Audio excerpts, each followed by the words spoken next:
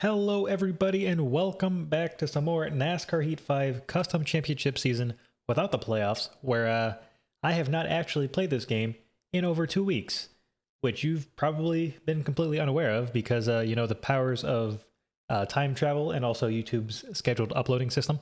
But yeah, I'm finally back. I'm not expecting this to go very well because I'm going to be very rusty, and also we're going to Pocono. So I don't think I usually do particularly well at this track in any other game, but we're going to give it a shot. Hopefully we can kick off the second half of the season with a pretty good finish. And also, since I've been gone, since it has been 2 weeks, fortunately we did get a patch, and that patch is supposed to have fixed the like glitch for the rim color, which you can see in the background. This is what the car is supposed to look like. I have also changed the paint scheme slightly to be a orange and white paint scheme instead of a black and white paint scheme, although there are still black accents because I think it kind of makes it look pretty cool. But let's go ahead, get started, and hopefully our rims aren't going to be bright yellow or something like that. Okay, so we've entered qualifying, and would you look at that, our rims are actually the color they're supposed to be. And now that I actually see that, I feel like, I don't know, maybe the rims don't need to be white with this paint scheme. I kind of considered making them orange, but I feel like that could also probably clash a bit too much. I might just make them black. I don't know. Now that I can actually see them in motion, thank you very much, 704. But I don't know. Like, they don't look bad, but they don't look great. I feel like just having black rims, you can never go wrong with that because it's never going to clash with the rest of the paint scheme. But I should probably be careful since I haven't driven this track again at all in this game, just as well as every other track up to this point. I should probably actually pay a bit of attention. I'm pretty sure we're not going to be downshifting here like they can occasionally do in the real world. But oh gosh. Okay, our car turned in a bit more than I expected there and had a let off. This is not going to be a good start coming to the line. I'll probably see you guys in about 54 seconds when we're inevitably in a really bad location. 28th. Yeah, basically where we always qualify. I'm actually kind of impressed that it wasn't last place, considering that was a 56.3. I feel like I was a bit optimistic saying like a 54. But I mean, look at how big the spread is in this field. 59.7 from the legend Bobby Carter himself, all the way to a 52.9 for whoever's on pole. Kyle Busch, Denny Hamlin. Oh boy, we're starting off the second half of the season with our two biggest rivals starting on the front row. That's not going to end well. Okay, so getting started, I think we're actually starting in 27th because somebody got penalized. Honestly, I didn't even check. I just saw that we were starting in a different location. I don't ever pay attention to the whole pre-race thing, although maybe I should, because, if Kyle Busch or Denny Hamlin starts back there, that could help us out a little bit. I feel like that might be a bit overly optimistic as well, just because they're probably going to still race their way through the field much quicker than I could. But let's see what we have. 20 laps of fuel, so we can make it without pitting, assuming our tires can survive. And I have a feeling, with how hard I was pressing in qualifying just to get this thing to turn, that the right front might not be enjoying life too great here in a little bit. But we're going to have to see. I have made this. This is probably one of the loosest cars I have driven so far this season. I am only like one notch away from the very far right on the default setups. So I'm hoping that means that the tire wear won't be terrible. But you never know. Those things can happen. But we're just gonna hope to not make a terrible mistake considering first race back. Okay, Busher, we're gonna need you to get on the gas here as we got Austin Dillon. Okay, that's not great. Well, this is not good. We're still stuck 3 wide going into the first corner. Chris Busher refuses to figure out where the gas pedal is located. So that probably damaged our car too. Wow, it did. Okay, how bad is that gonna be? As we're just being shoved along. We are at 98%. Okay, I was looking up at the top left and we were almost taken out by Ricky Stenhouse here. That would not be a great way. Imagine if we ended with the DNF on the first race back. Okay, you know what? We're looking pretty likely at that considering how poorly we're handling these corners for the time being. All right, we really just need to get some of these cars away from us because they seem to be making a better use of the draft than I am. I don't know why, but going down the front stretch last time, my car just had no pull, whereas everybody else behind me kind of had a much better run, although it could be, we could just blame that on Chris Busher as well, considering he just had no idea how to get on the gas. We're going to get a push here from the same dude who, for some reason, couldn't get on the gas last time. All right, I'm going to slightly get on the brake there. Okay, we can dive it in. Now, if the car sticks, all right, that shouldn't be too bad. We're right alongside our teammate who, at this point, I mean, our cars look basically nothing alike. So nobody would ever believe that these are, both Richard Petty Motorsports race cars, especially considering, I mean, my car is relatively, just faster than the 43 on a consistency basis. I'm terribly missing that corner. I'm just diving in there too deep and can't quite get it turned on the exit. Yeah, it just really feels like I'm not getting any draft. I mean, I'm right here behind Priest. I have to get pretty close before the you can see them there in the bottom right where the draft effect finally comes into play. Turn 1 really seems to be our best shot of anything here because I'm going in there pretty quickly and the car is sticking. I don't feel like that's a good thing in terms of the right front tire.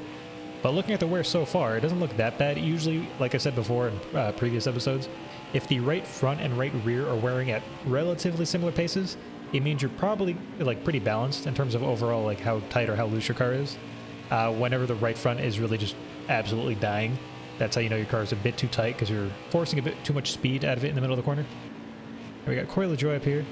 Let's try and keep things under control. I want to get on the gas so early on the exit of turn 3. I mean, I feel like that's just a characteristic of the corner where it just keeps going on and on until eventually you're on the front stretch. We didn't quite get the run off the corner we would have liked, though. So at this point, I'm kind of just hoping this is going to be one of those tracks where having more grip on our worn tires is going to help us greatly. I feel like Pocono might not exactly be the place where that matters. That being said, I've also just botched half the corners.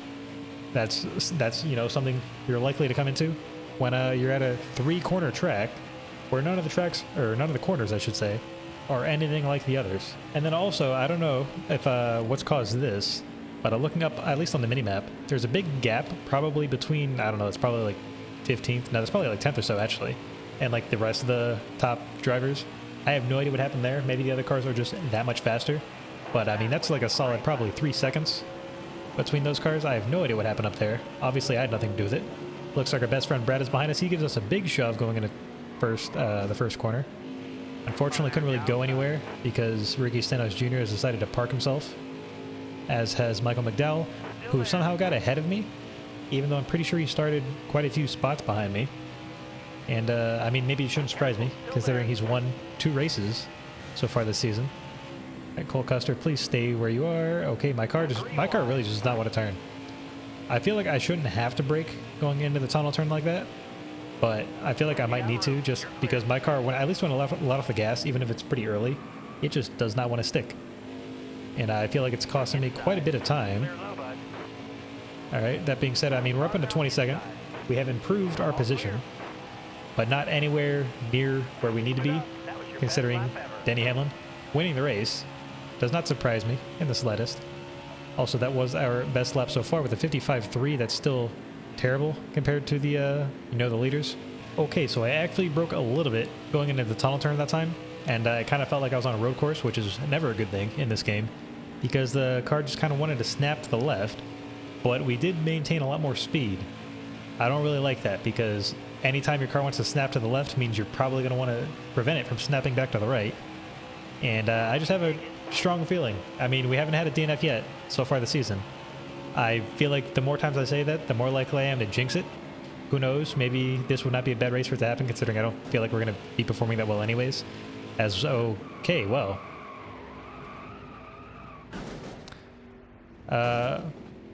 Okay. Well then. I guess we're not going to get a caution for that. But we're also going to fall probably outside of the top 30. I basically did jinx myself, but we did not DNF. We just wrecked and instead cost ourselves a ton of track position. Chris Buescher's all the way back here in 33rd. We were that far ahead of him. Wow. We're almost in last place. That's not great. Hopefully that's... Okay, yeah, see, our car's just really snapping to the left here. I don't even know if that was actually me jinxing me. I'm pretty sure that's just the car not handling the way I would expect. I will say, in the time that I've had off, where I went on vacation for like a week or so, okay, my car keeps wanting to slide. I did watch some other NASCAR YouTubers, and I did watch them DNF at Pocono, mainly because the car does not handle how you would expect. Also, this is probably the first time since playing this game that I've had yellow damage on every, possible part of the car. We're still running down some of these cars, but I mean, look at that. Our car just really snaps to the left. We probably shouldn't be on the apron. That's probably one thing I could do, but I mean, you can't really go that quick regardless. So also, now that I've paid attention, the right front is less worn than the right rear, which probably means the car is a bit too loose, which, hey, I did kind of say this was the loosest car I've driven so far, but the car is also just not responding the way I would expect. I mean, the car really just kind of snaps whenever you hit the brake, which reminds me very much of the road courses, which, I mean, kind of makes sense. I mean, for most tracks in this game, you're not really going to be using the brakes, at least oval-wise, and I mean, I guess this is a triangle, but you're just going to be letting off the gas at certain intervals, whereas road courses, where the physics are just terrible, usually happens whenever you're on the brake. It kind of makes sense that if you hit the brake in this game or on this track at any point, it's going to handle very similarly. Alright, so I'm going to let off the gas very early. I don't want to hit the brake. I also don't want to hit the apron there. The car still wanted to snap to the left, though. Or we're working our way back up to the top 30. Not a good thing. You never want to be happy about just getting a top 30 if you're trying to fight for a championship. But hey, you know, who knows? Maybe we'll get a lucky caution. I don't know how lucky it would actually be considering worn tires. And we probably wouldn't be able to really stay out. We probably could, actually, now that I'm looking at this. 63% on the right rear. We're more than halfway through the race. We could easily make it. It's just whether or not we'd be able to handle it, considering, I mean, the car is definitely handling worse than it did at the start of the race. And also now, just looking ahead of us, look at how few cars there are on the same straightaway as us. That's not a good sign. We're gonna have to put our head down and try and make some leeway on these guys. You know your car is down on horsepower when you lose like half a tenth to a Haley on the front stretch, but then you make up like 6/10 of them on the in the first corner. Also, I'm not gonna be able to get around him here without being too aggressive. I'm trying to be careful here just because I don't want to wreck myself again. But we're definitely a lot faster than these other cars that are back here, and unfortunately it means we probably would have gotten like a top 15 if we were able to actually, you know, not wreck like I unfortunately did. But we're gonna try and salvage some stuff, although I do see some cars on pit road. I don't know if that's a scheduled pit stop or what. There's 2 cars in the same lap that came into pit road. I don't know if that's just 2 DNFs in a row. Hopefully that's just 2 free positions. Up to 28th here. I have no idea. Hey, you know what? We're going to take those because at least it's not us who is DNF'd. I say, please don't jinx it yet again. I do need to be careful. The first corner, I just definitely keep getting on the gas too early, and I'm diving down way too low, when in reality I don't need to be doing that, and just being a bit more conservative with our racing could probably have, you know, saved us a good 10 or 15 seconds. However much we lost from, you know, spinning out. I will say this is also a relatively short race, which does kind of make sense considering this year they did reduce the length of both races because it was a doubleheader. We're not doing a doubleheader in this season because that would be weird when it's only a 30 race season and there's no playoffs or anything, so there's no real reason to do a doubleheader. There's no real reason to go to most tracks more than one time. We only go to a couple tracks, I think twice in this entire series, but Pocono is definitely not going to be one of them. Primarily because it's not a track that I'm really that fond of. But you know what? It's got its own characteristics. It's pretty unique. I will give it that. I think there's, you know, a good argument for it to at least have 1 race a year. But I really don't think there's a need for a second race a year unless you're going to do like a sort of, not a roval because it's a triangle, but, you know, a road course variant of this track because there are many of them. As I'm sure many people who have ever played Wreckfest probably know, because there's a pretty good mod out there where you can use all the infield courses on Pocono. Alright, we had to get way off the gas there to not get into the back end of Corey LaJoy. Somehow Quinn Houff is having the race of his life up here in 25th. But hey, you do you. Maybe he got lucky considering I basically wrecked a bunch of people behind me in the process of me spinning out in the first corner, which I keep almost doing. I mean, I'm not hitting the brake, I'm just letting off the gas. And the car really just kind of wants to, you know, slam itself to the left. It really likes to, you know, threaten you with trying to hit the wall. I've noticed that the car is trying to abuse me. I don't really appreciate that. I guess there's also probably 2 ways of looking at this race. It's short enough to where we're not going to need to pit, which probably helps us, maybe. But it's also not long enough for us to really make up any more ground beyond maybe these 3 cars ahead of us because of the fact that I spun out. So that's not great. We are ahead of where we started at the very least. But I mean, that's basically a given in every race that we start where our qualifying pace is just abysmal and we get better as the runs go on. But Denny Hamlin, already coming to the white flag, the final lap. My car is getting ever closer to this wall yet again because it does not want to drive around in triangles anymore. It would rather go back to ovals. Denny Hamlin's probably going to win this race, which means we're going to lose, like, what is that, 31 points on him, I think, because it's like an extra 5 points for winning the race. So that's not great. We were already pretty far behind. We're going to need to do something. I will say, if we get to the final 10 races of the season, and it seems like we are impossibly far back, I might consider using some kind of like custom setups. I don't really want to do it, but I might try at least for like a race just to see if maybe it's still competitive with the AI. But if it's just absolutely destroying them, then we're just gonna have to deal with it, because I'd rather, you know, struggle and finish like 7th in the points than win every single race, and then it's not really fun because the AI have no chance. That being said, I basically have no chance in a lot of these races, it would feel like, just because the default setups are only ever so fast. I mean, you're basically down on horsepower is what it feels like on a lot of these tracks, where on the straightaways you have no chance, but in the corners you just make up so much ground, especially on the backfielders, or the back markers, I should say. Not to say Cole Custer or John Hunter Nemechek are either back markers, but they're not exactly having the best race, considering I spun out, and I'm still, well, I'm around Cole Custer. I don't know if I'm going to get around John Hunter. I also might be passed again by Cole Custer. Kind of fitting that we end up side by side on the final lap, considering how many other altercations we've had this season. Don't hit the dirt. Don't wreck in the final corner. I made it this far. Alright, Denny Hamlin won. We're going to come home 24th. It should have probably been like top 15 or so. But considering I spun out, I will take this over a DNF any day. But either way, taking a look at the final race results, we can see that, of course, Denny Hamlin already won the race. We already saw that. He won by like almost 3 seconds. Not, you know, too dominating. But Ryan Blaney actually takes 2nd place away from Kyle Busch. Thank God he helped save us 1 point. Still not going to help us out a whole lot, unfortunately. Ryan Blaney is actually probably going to get close to pass us in the point standings. If it wasn't already, I don't actually remember. It's been over 2 weeks, like I've said. But Alex Bowman, Kevin Harvick rounding up top 5. Yeah, not exactly what we would like to see as a competitor in the championship. We would have liked to have had a better race than that. Also, look at that. Only 32 cars left on the lead lap on a short race at Pocono. That's kind of crazy. Also, Kurt Busch, dead last. You hate to see it. But let's go ahead and look at the point standings, where we've fallen down to 7th place. Yeah, that's not great.